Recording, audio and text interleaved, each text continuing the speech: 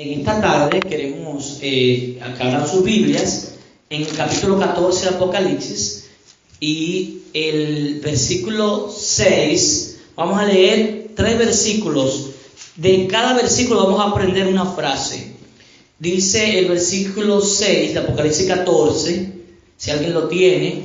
Y vi otro ángel volar en medio del cielo, que tenía el evangelio eterno, para predicarlo a los moradores de la tierra, y a toda nación, y tribu, y lengua, y pueblo. 7.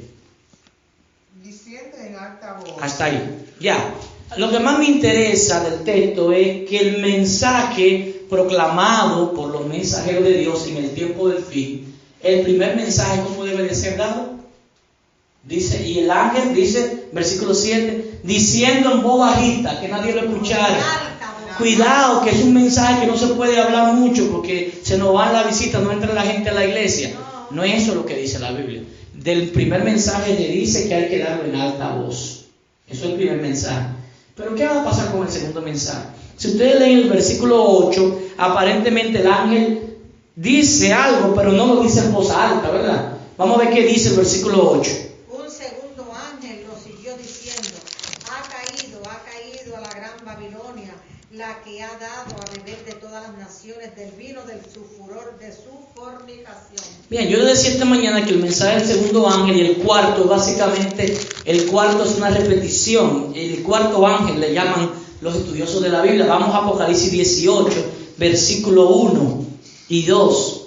Apocalipsis 18, versículo 1 y 2. Quien lo tenga lo puede leer. Después de esto vi a otro ángel descender del cielo con gran poder, y la tierra fue iluminada con su gloria. Amén. ¿Qué sigue el versículo 2? Y clamó con potente voz. Ok, párese ahí. ¿Cómo será el primer mensaje del primer ángel? En alta voz. En alta voz. ¿Y el mensaje del segundo ángel? Con potente. ¿Ustedes están entendiendo la magnitud de lo que está diciéndonos el Señor? El mensaje del primer ángel tiene que darse con voz alta. El segundo mensaje también con voz potente. Fuerte. O sea, fuerte, en alta voz. Y el mensaje del tercer ángel, vamos a volver a Apocalipsis 14. Ya vemos que el segundo mensaje, que es lo mismo que el cuarto, que nos tocará dar a los que recibamos el Espíritu Santo, ¿verdad? Pero que, ojo, mucha gente está esperando el Espíritu Santo para dar el mensaje, y es un error.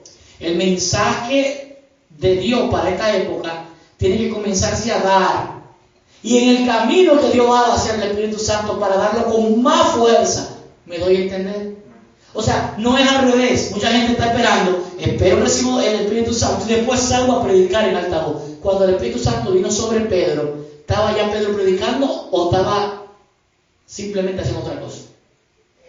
Ya estaba predicando. O sea, ya Pedro estaba predicando, recibe el Espíritu y se bautizan 8,000 personas en 2 sermones, 3,000 y 5,000 en 2 sermones. Entonces son 8,000 en total. Vamos a ver el mensaje del tercer ángel, el versículo 9. ¿De qué capítulo? Capítulo 14. Y el tercer ángel lo siguió diciendo en alta voz. Párese ahí. Muy bien.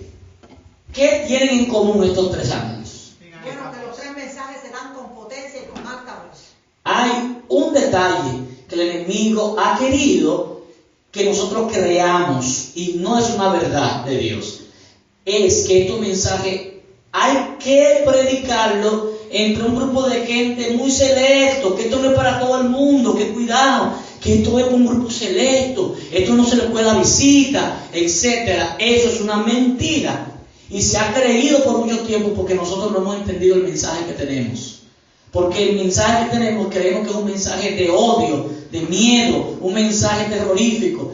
Y si entendemos que el Apocalipsis es la revelación de Jesucristo y podemos lograr mostrarle a la gente a Jesucristo y su obra de amor en cada paso, vamos a mostrarle que lo que Dios nos ha dado es un mensaje de amor total y puro, que no hay miedo que mostrar en esto, que es un mensaje solemne. Si vamos a el libro de Conflicto de los Siglos, yo quiero leerle un par de frases, pero voy a comenzar con la frase que está en la página 502, párrafo 3. Conflicto de los siglos, página 503, párrafo 1. 503, párrafo 1, conflicto de los siglos. La más terrible amenaza que se haya sido jamás dirigida a los mortales se encuentra contenida en el mensaje del tercer ángel. Debe de ser un pecado horrendo el que atrae la ira de Dios sin mezcla de misericordia, que estudiaremos la semana que viene, o esta semana que comienza, vamos a concluir el sábado de hoy, que vamos a hablar de las copas de la ira de Dios. Y eso está en Apocalipsis 15 y Apocalipsis 16. Entonces dice la sierva de Dios que este mensaje es terrible y que debe de ser un pecado horrendo el que va a traer esta plaga de Dios, porque estas plagas finales de Dios se van a dar sin mezcla de misericordia.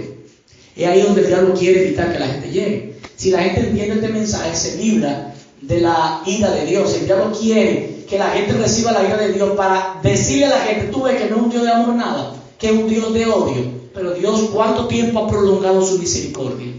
¿Me doy a entender? El Señor quiere que este mensaje se sepa para que nosotros le enseñemos al mundo que es un mensaje de misericordia.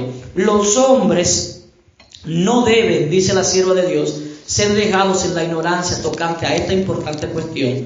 La amonestación contra este pecado debe de ser dada al mundo antes de que los juicios de Dios caigan sobre él, no cuando ya estén cayendo. Para que todos sepan por qué deben de consumarse la ira de Dios y para que tengan oportunidad para librarse de las plagas. La profecía declara que el primer ángel hará su proclamación a toda nación, tribu, lengua y pueblo. El aviso del tercer ángel, que forma parte de este triple mensaje, no tendrá menos alcance. La profecía dice que él será proclamado en alta voz por un ángel que vuele por el medio del cielo y llamará la atención al mundo entero. Al final de la lucha, toda la cristiandad quedará dividida en dos grandes categorías: las que guardan los mandamientos de Dios y la fe de Jesús, y las que adoran a la bestia, el papado, a su imagen, que estudiaremos en esta tarde, y reciben su marca, que es el domingo como día de oración falso. Si bien la iglesia y el Estado se van a unir para obligar a todos, como dice Apocalipsis 13 y 16, hará que todos, pequeños, grandes, ricos y pobres, libres y esclavos, se les ponga una marca que se llama la marca de la bestia. El pueblo de Dios no la tendrá, gloria a Dios. El pueblo de Dios no la tendrá. El profeta de Patmos, en Apocalipsis 15, versículos 2 y 3, dice: que vio a los que habían salido victoriosos de la prueba de la bestia, el papado, de su imagen que formará Estados Unidos y Norteamérica, los protestantes, y del número de su nombre. Y estará sobre el mar de vidrio, teniendo las arpas de Dios, y cantarán el cántico de Moisés y el cántico del Cordero. De Moisés, porque le recuerda la liberación de Egipto cuando el pueblo fue liberado. Del Cordero, porque el Cordero actualmente está guiando a su pueblo para ser liberado al final de esta batalla. Ahora, yo voy a comenzar con lo siguiente. Vámonos a lo que es. Yo voy a comenzar con una pregunta que aparece en Conflicto de los Siglos, capítulo 26. Está en la página 496, párrafo 2. 496, párrafo 2. Pero quiero antes que vayamos a Apocalipsis capítulo 14. A ver, denme un segundito. Apocalipsis 14. Versículo 9. Ahora vamos a leer de nuevo, versículo 9. Quien lo tiene lo pueda leer. 14:9. Yo me quedé diciendo en alta voz. ¿Qué dice el mensaje? Si alguno adora a la bestia y a su imagen. Pausa. La advertencia de este mensaje de Dios es de adoración. Es una advertencia de adoración.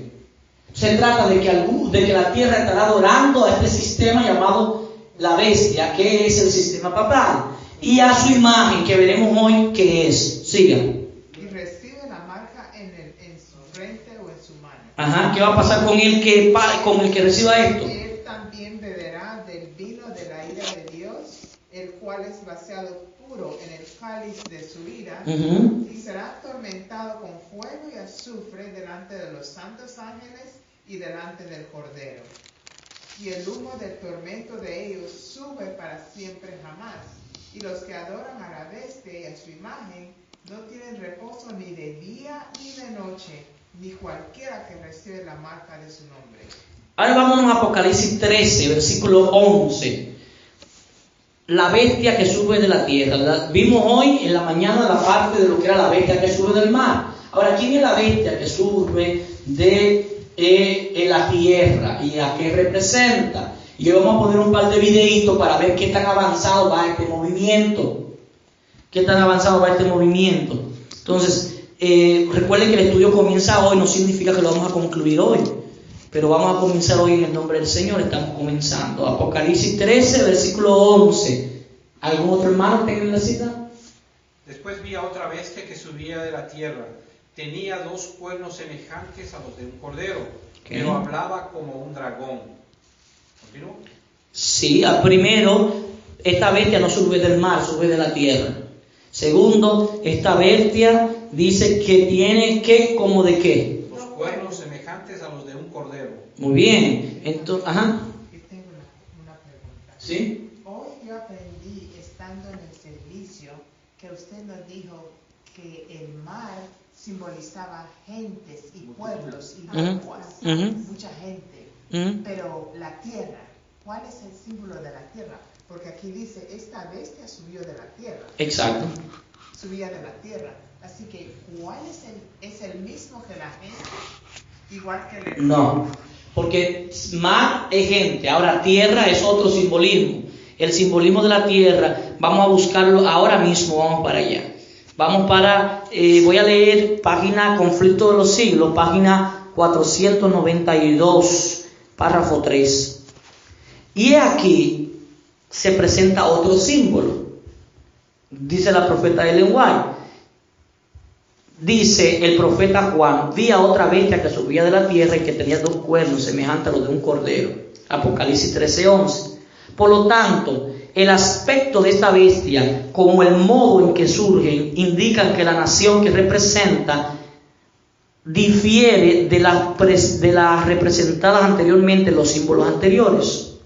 Los grandes reinos que gobernaron el mundo le fueron presentados al profeta Daniel en forma de fieras que surgían mientras los 4 vientos del cielo combatían en la gran mar. Daniel 7, versículo 2. En Apocalipsis 17, un ángel le explicó que las aguas representan pueblos y naciones y lenguas. Apocalipsis 17:15. Los vientos simbolizan luchas. Los 4 vientos del cielo que combatían en la gran mar representan las terribles dramas de conquista y revolución por los cuales los reinos alcanzaron el poder. Pero la bestia con cuernos semejantes a los de un cordero subía de la tierra.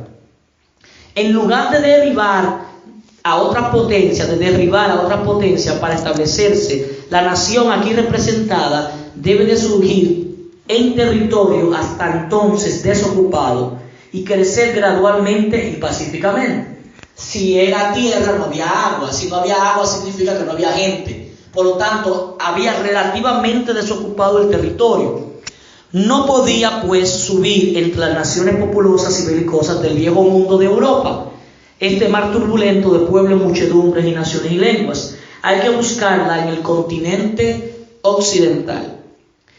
Página 493, párrafo 2. ¿Cuál era en 1798, cuando termina el periodo de la primera bestia? Recuerden que en Apocalipsis 13 hay 2 bestias.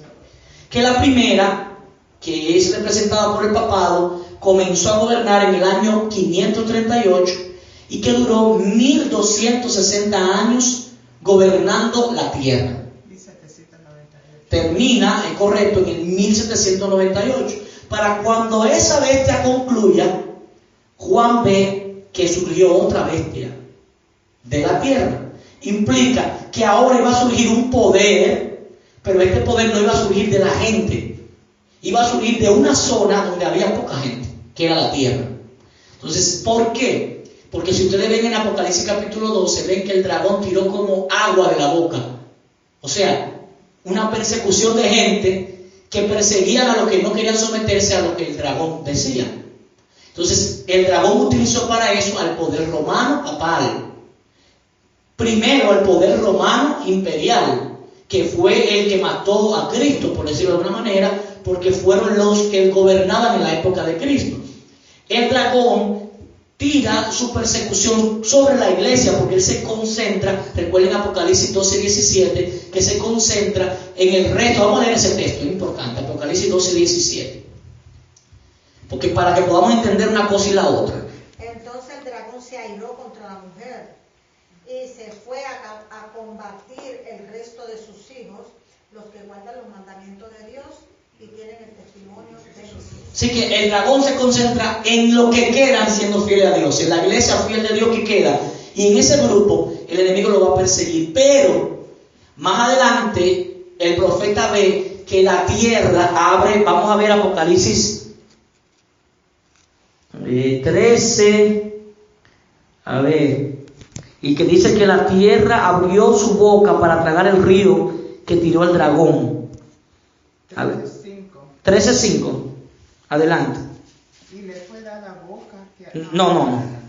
Estoy buscando exactamente el texto que dice que la tierra abrió su boca. 13:6.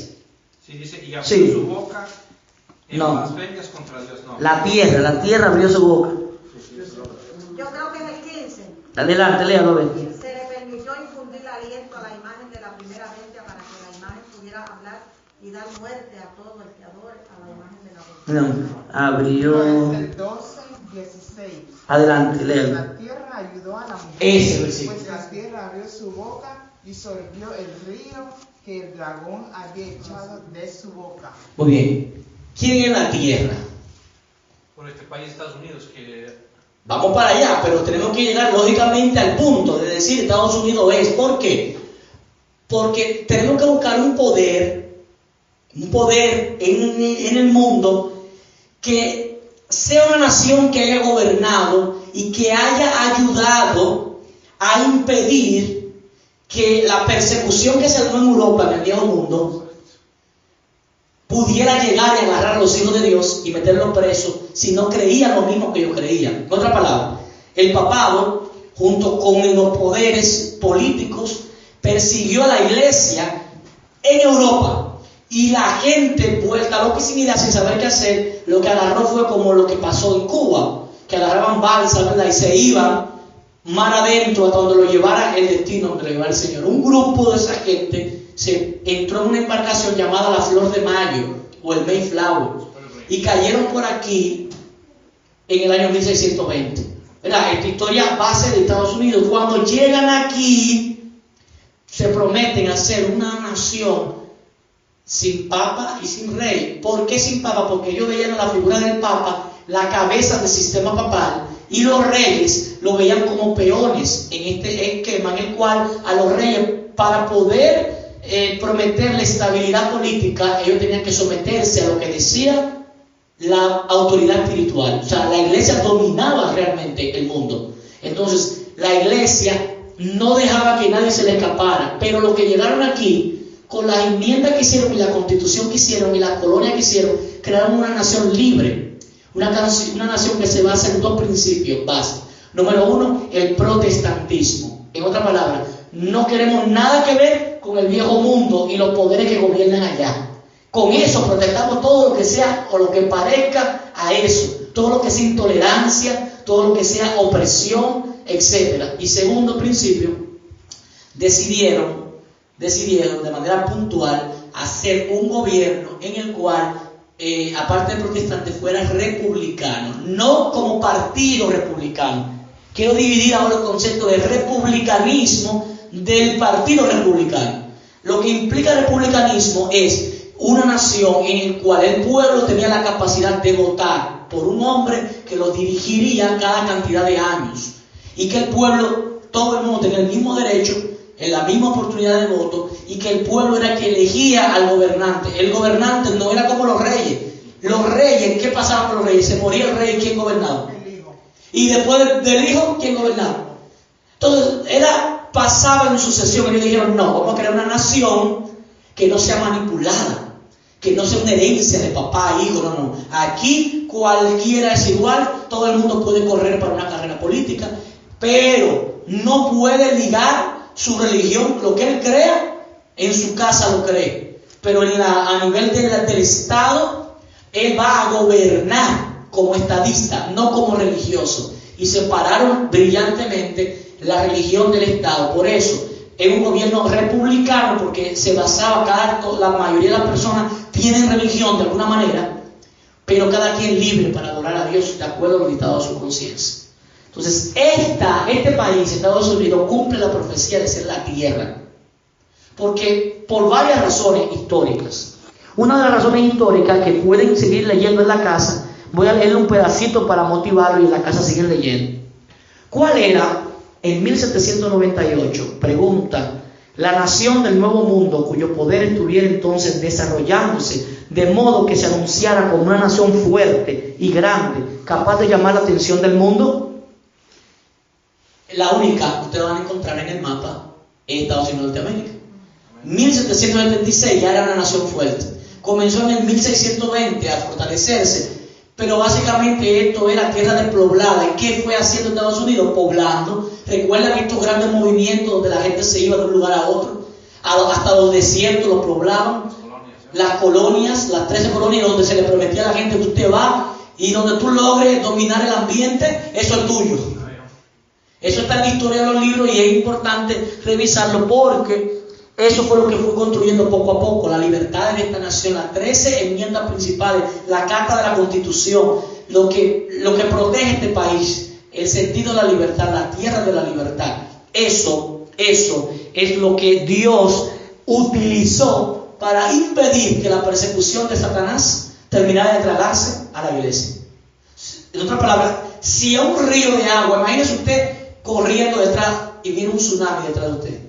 Una ola que se lo quiere tragar vivo. Y usted llega a un lugar a donde cuando llegó ahí, ese pedazo de tierra se tragó la ola. ¿Cómo usted se siente? Relief, liberado, libre. Entonces, esto fue lo que pasó en Estados Unidos de América. Al llegar a este país, todo cambió. Dice ella, la aplicación del símbolo no admite duda alguna. Una nación y solo una responde a los datos y rasgos característicos de esta profecía. No hay duda de que se trata aquí de Estados Unidos de Norteamérica. Una y otra vez el pensamiento y los términos del autor sagrado fueron empleados inconscientemente por los oradores e historiadores de esta nación al describir el nacimiento y el crecimiento de ella. El profeta vio una bestia que surgía de la tierra. Según los traductores, la palabra dada aquí por subía en el original significa literalmente crecía o brotaba como una plantita. Cuando usted siembra una plantita, una semilla, ¿qué va a hacer con la plantita? Va brotando. Entonces cuando dice surgía de la tierra, es que brotó de la tierra. ¿Cómo así? Explica. Y como ya vimos, la nación debe de crecer en un territorio hasta entonces desocupado. Un territorio notable. Un escritor notable, al describir el desarrollo de los Estados Unidos, habla de lo siguiente. Cito al escritor, se llama el escritor Townsend. Dice, misterio de su desarrollo de la nada, Estados Unidos. Y dice, como silenciosa semilla crecimos hasta llegar a ser un imperio. Eso está en el libro The New Compared with the Old, el nuevo comparado con el viejo, en la página 462. Un periódico europeo en el año 1850 de los Estados Unidos habló lo siguiente. Dice, como un imperio maravilloso que surgía y que en el silencio de la tierra crecía constantemente en poder y en gloria. Dublin Nation se llama el periódico, del año 1850. Edward Everett, otro escritor, dice lo siguiente en un discurso acerca de los padres peregrinos del Mayflower. Dice, fundadores de esta nación buscaron un lugar retirado que por su oscuridad resultara inofensivo y seguro en aislamiento, donde la pequeña iglesia de Leiden pudiera tener libertad de conciencia. He aquí las inmensas regiones sobre las cuales en pacífica conquista ha plantado los estandartes de la cruz. Este discurso lo pronunciaron en Plymouth, Massachusetts, el 22 de diciembre del año 1824.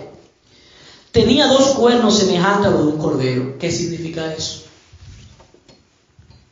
Los cuernos semejantes a los de un cordero representan, dice el linaje de White, la juventud y la inocencia.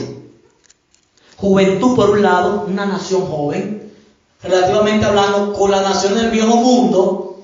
¿Cuántos años tiene Europa? Las naciones de Europa, muchos, tienen una historia ancestral, pero la nación de Estados Unidos, relativamente en la historia, es una nación joven, no es una nación tan vieja.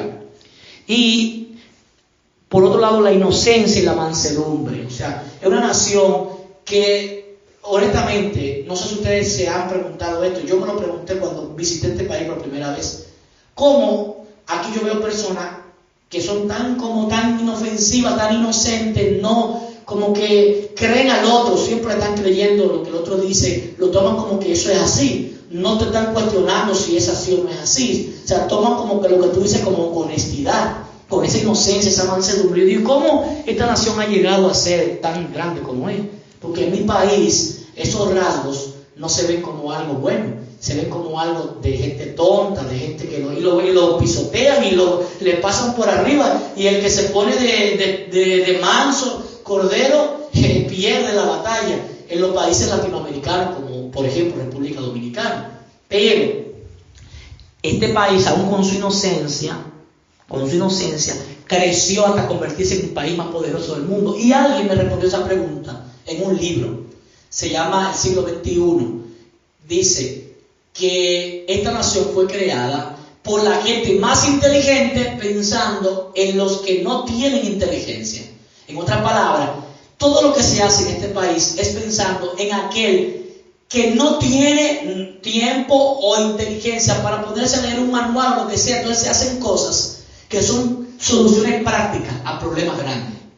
Entonces por eso ustedes pueden ver que todos los grandes inventos son fáciles de usar en este país. Cada cosa que se inventa es una cosa que avanza la humanidad a un nivel superior, porque son cosas que se hacen por gente inteligente para personas con menos inteligencia, y eso hace que el que tenga inteligencia promedio, como nosotros, le sea fácil, porque si se hizo para alguien de menos inteligencia que yo lo puedo usar. Esa es la idea base que decía este libro.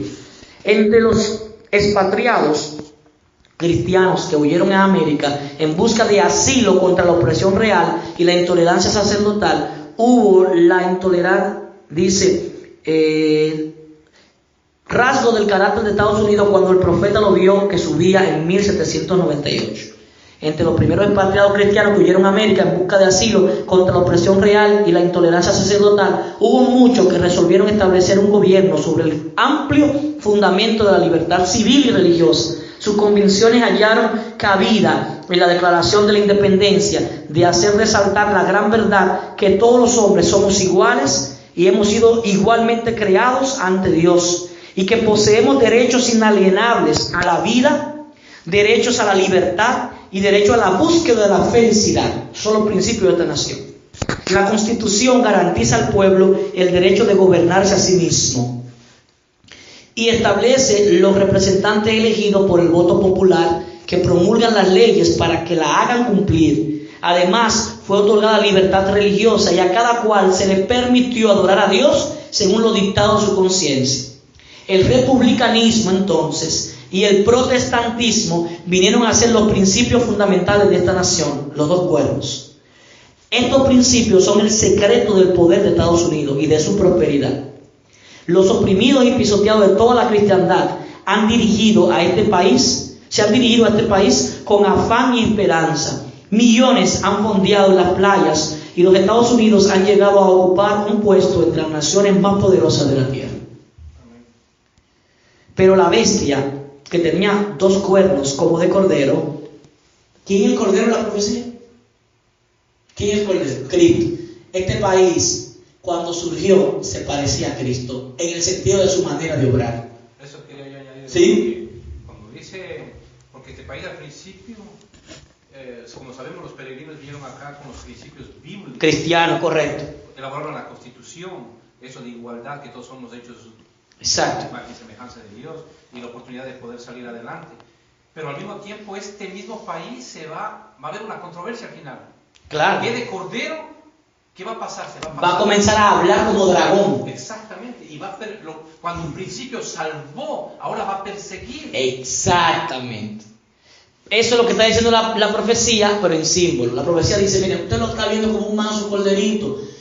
Eso va a ser por mucho tiempo, pero llegará un momento en que cuando hable, y la Biblia, ¿qué es símbolo la boca? La boca, cuando se habla, es símbolo de decreto, de constitución, de palabra de rey. Ahora, la pregunta del hermano ahora, ¿por qué pasó esto? ¿Cómo pasó esto aquí en este país? ¿Qué pasó? ¿Por qué? ¿Por qué? Porque han permitido, por ejemplo, en 1968 hubo este movimiento de los hippies, por ejemplo. Ok. Y había muchos decretos que en las cortes federales aquí había los 10 mandamientos y comenzaron a sacar todos esos principios.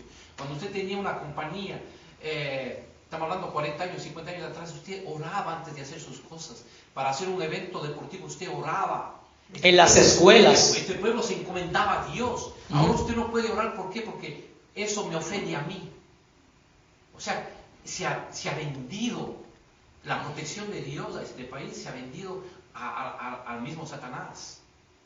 Y eso es pervertido. Y es literal, porque hace 3 años, el último monumento que quedaba de los 10 mandamientos en Oklahoma se quitó.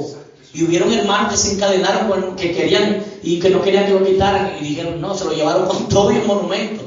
O sea, y respetando inclusive el derecho de protesta de esos hermanos. Y ojo, tiempo después volvieron a poner los 10 mandamientos, pero ojo, no se crea que volvieron los 10 mandamientos de la Biblia. Cuando lo cambiaron, ¿saben cuáles pusieron? Los del catecismo que hablamos esta mañana. Exacto. Y están ahí, tú lo puedes buscar en internet esa noticia. Y otra cosa que pasó, este país de manera abierta, el año pasado se hizo una estatua que fue una noticia, un boom en el mundo, una estatua a Baphomet, o sea, al mismo Satanás. Ahora no recuerdo el estado, hermano. Hermano, yo quiero captar esto, quiero que me quede bien claro. Dijimos que la tierra representa a este país. Es correcto. Un país nuevo, un país inocente. Es correcto. Un país que dio asilo Es correcto. a la mujer. Es correcto. Que el dragón abrió su boca y envió el agua atrás de ella. Es correcto. Pero usted dijo que tenía esta bestia era como cordero. Y tenía 2 cuernos. Esta fue la parte que yo no capté muy bien. Quiero que me la repita otra vez. Ok, los 2 cuernos representan la inocencia, mansedumbre y humildad de esta nación cuando comenzó, que se parecía a Cristo por la forma de obrar. Esta inocencia se basa en 2 cosas. En su principio de republicanismo, número 1, que es que el pueblo era el que podía dirigir sus cosas. O sea, no venía uno de arriba que le decía esto es lo que tienen que hacer, sino que el pueblo le decía a los que están arriba, o hasta los otros días, le decía esto es lo que nosotros queremos que ustedes hagan por nosotros. Ese principio se llama republicanismo. El otro principio es el protestantismo, que todo el mundo es igual ante Dios, es libre de adorar a Dios como quiera, y que no había una figura arriba como el Papa que manda un discurso que dice esto es lo que la iglesia tiene que hacer. Entonces por mucho tiempo este país fue un país, si se quiere, no anticatólico desde el punto de vista de que todas las religiones son bienvenidas, pero al menos no compartía el principio de gobierno de la iglesia católica, apostólica y romana. ¿Está claro, verdad? Entonces, eso es lo que queremos decir. El republicanismo y el protestantismo, por un lado, y por el otro lado, la inocencia, ¿verdad?, de esta nación, dice, representa a esta nación, la inocencia y la mansedumbre. Bien, continúo. Entonces, esta nación va a llegar un momento en que cuando hable, ¿a quién se va a parecer? ¿Y quién es el dragón? Satanás. Así que esta nación va a llegar a hablar como el mismo Satanás. ¿Cómo lo va a hacer? Bueno, yo antes de continuar quiero hacer una pausa ahí. Y estoy en la página 493 de Conflicto de los Siglos. Recuerden que estoy dentro del capítulo 26 titulado Estados Unidos, Norteamérica y la profecía, que lo pueden estudiar en sus casas, que pueden descargarlo en internet gratis si no tienen el libro a la mano, pero que también estos libros, hay una colección que están vendiendo de los 5 libros más importantes del Espíritu de Profecía, que sería bueno que cada quien lo tenga y no sale costosa. Vi por ahí una colección que podría llegar hasta costar $50 más envío por 5 libros del Espíritu de Profecía. Entonces, podría el que quiera hacer la inversión, si no lo quiere hacer en internet, que está gratis, si le gusta la hoja y el papel, puede mandar a buscar esos libros. Hay una página que yo estoy asociada de un ministerio que se llama Rema Minister, que es un ministerio adventista que publica estos libros, que pueden mandar a buscarlos si gustan. Yo les puedo también dar la página, ustedes mismos lo pueden hacer directamente. Bien, quiero presentarles esto. Esto se titula, esto es un movimiento. El movimiento se llama Movimiento Ecuménico. ¿Qué es el movimiento ecuménico? Yo quiero darle un pedacito antes de que entremos. Recuerden que yo le dejé una pregunta abierta esta mañana, y es, esta mañana decíamos, ¿qué es la imagen de la bestia? Y leímos una parte esta mañana de lo que representa cuando las iglesias principales de Estados Unidos de Norteamérica se unen en puntos comunes de doctrina, estamos hablando a nivel religioso, e influyan sobre el Estado para que el Estado imponga decretos e instituciones de la iglesia. Entonces la América protestante dejó de protestar y habrá formado una imagen de la jerarquía romana, y la inflicción de penas civiles contra los disidentes vendrá por sí sola. En otras palabras, esta nación que fue libre va a llegar a ser una nación perseguidora, y el que no se someta al nuevo programa espiritual va a tener problemas con el Estado, porque el Estado va a estar controlado por los religiosos. Lo que pasó en Europa. Por eso dice que la imagen de la bestia. ¿Por qué? La bestia, ¿qué fue lo que hizo? Persiguió. Primero, consiguió el poder, secuestró una iglesia primero. Una iglesia la secuestró y después buscó la forma de gobernar. Y cuando gobernó ahí arriba, usó el poder para perseguir. Lo mismo va a pasar en esta nación. Esta nación, la única diferencia es que aquí no tuvieron que pelear contra nadie, y que de repente nosotros mismos como nación somos los que le estamos dando la espalda a Dios. Dios no es el que nos las dio a nosotros. Este videito salió hace 2 años, y no sé si ustedes lo han visto antes, pero este videito da miedo, en el sentido de que esa profecía, y le voy a leer un par de cosas más, se está cumpliendo actualmente. Escuchen esto. Primero, les explico el trasfondo. Todas las religiones de la tierra creen en cosas diferentes, ¿sí o no? El Ellen White dice que hasta ahora a nosotros se nos veía como alarmista y extremista cuando decíamos que todas las religiones se van a unir. Porque alguna vez usted se ha puesto a pensar seriamente cómo se va a unir los judíos con los cristianos, o los árabes con los cristianos. ¿Qué tienen en común? Los budistas con los cristianos. Escuchen este video para que ustedes vean captando por dónde que el diablo está llevando a la gente. Y al final le explico. Es 1 minuto 32. Escuchen la bien. La mayor parte de los habitantes del planeta se declaran creyentes. Esto debería provocar un diálogo entre las religiones. No debemos dejar de orar por él y colaborar con quienes piensan distinto. Confío en Buda. Creo en Dios. Creo en Jesucristo. Creo en Dios, Alá. Muchos piensan distinto, sienten distinto, buscan a Dios o encuentran a Dios de diversa manera. En esta multitud, en este abanico de religiones, hay una sola certeza que tenemos para todos. Todos somos hijos de Dios. Creo en el amor. Creo en el amor. Creo en el amor. Creo en el amor. Confío en vos para difundir mi petición de este mes, que el diálogo sincero entre hombres y mujeres de diversas religiones conlleve frutos de paz y justicia. Confío en tu oración. ¿Ustedes están entendiendo? Trae el ídolo que a ti te dé la gana, no importa, todos los caminos conducen a Dios. El mundo está llegando a este nivel. El problema con este nivel es lo siguiente: cuando las iglesias principales de Estados Unidos se unan en puntos comunes de doctrina, la bestia de dos cuernos ordenará todo, pequeños y grandes, ricos y pobres, dice Apocalipsis 13, 16 y 17. Libres esclavos que tengan una señal sobre la mano derecha, sobre su frente, y que nadie pueda comprar o vender sino aquel que tenga la marca, es decir, el nombre de la bestia o el número de su nombre. La amonestación del tercer ángel es que si alguno adora esto, a la bestia y a su imagen, y recibirá la marca en la frente o en la mano, también beberá del vino de la ira de Dios. La bestia mencionada en este mensaje, cuya adoración es impuesta por la bestia de dos cuernos, es la primera bestia, o sea, la semejante a un leopardo de Apocalipsis 13, es el papado. La imagen de la bestia representa la forma de protestantismo apóstata que se va a desarrollar cuando las iglesias protestantes busquen la ayuda del poder civil para la imposición de sus dogmas. Queda aún por definir lo que es la marca de la bestia. Si siguen leyendo, se van a encontrar con este párrafo.